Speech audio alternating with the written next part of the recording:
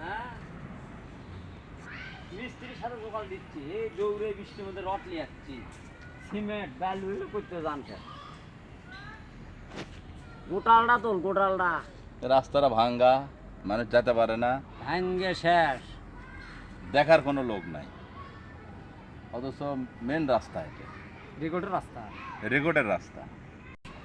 এই রাস্তাটা একবারে চলার উপযোগী নয়, মানে এমন ভাঙ্গার ভাঙ্গা, এই বারবার মাটি দিতে দিতে আমার ধান শেষ, বস্তা টস্তা দিয়ে তাও আঁকা যায় না, ভাঙ্গে শেষ। এই এলাকার তামান পানি আসে দিক দিয়ে, সোলপোলের এমন সমস্যা, ভাঙ্গে চুরার মধ্যে পড়ে, খুবই সমস্যা। মানে রাস্তার কোনো দেখার মতো লোকই নাই, কোনো ইয়ে আগে তো আসছিল মেম্বার, ওরা তো নাই, এখন যে কমিশনার আছে ওরও সময় নাই আর।